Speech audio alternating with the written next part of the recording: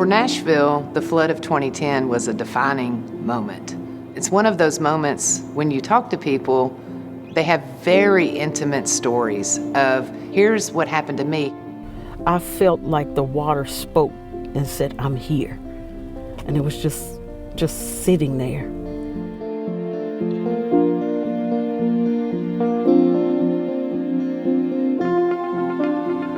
To me, the story of the flood is always a response of the people of Nashville. I mean, the flood was a traumatic incident. We can't forget that people died. We can't forget that people were displaced and that some of the damage lasted for a long time. But the story to me is that people wanted to help and they had a way to help.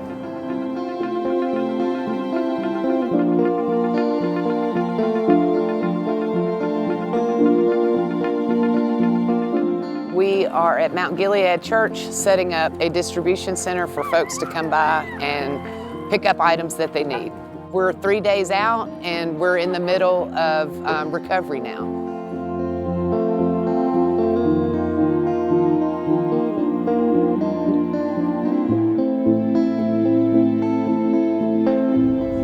Looking at the destruction, how can you sit there on the couch and not be moved to do something? Then it's emotional to see everybody jumping in to help, whether it's donating money or their time. It's something.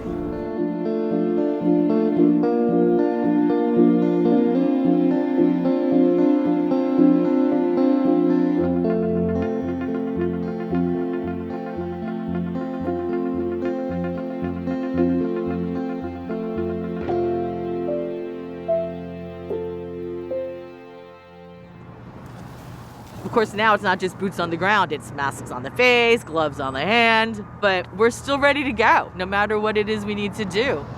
My name is Mike Weber, and I'm out here at the COVID testing site just to help direct people to the testing tents.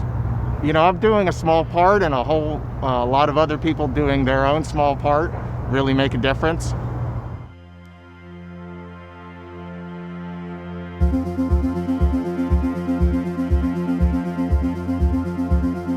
I know what makes Nashville unique is the people of Nashville, how generous they are, how caring they are, how they're willing to help each other. And that's a great asset, and we still have that asset. And that's the spirit of Nashville. Hands On Nashville, the volunteers, the spirit that they brought to my home, they were wonderful. And I can still see their faces. You are seeing the appreciation of the people who are coming through and getting tested. They thank you. They say, we really appreciate your helping out. And the nurses and the doctors, as much as we love them and are so in awe of what they do, they turn around and they're thanking us. When we think about disasters, here at the EOC, we have all the infrastructure here. Hands On Nashville is a vital part of that. We would not be the team that we are without you guys. You're an essential part of survival and being able to do our job efficiently. One of the challenges we have every time a crisis of this magnitude happens is everyone gets a heart to help, but with a heart to help and no structure, this is why people get overlooked. It's so important to use Hands On Nashville and community resource because that way, you know, no one gets overlooked. After, we get through this crisis, there's always going to be need. I'm going to keep going as long as Hands On Nashville needs me.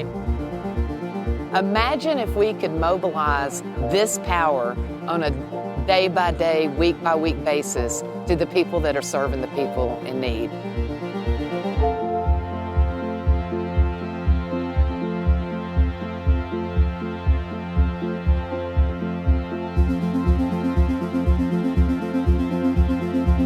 And there's still a lot to be done. It's still more work to be done.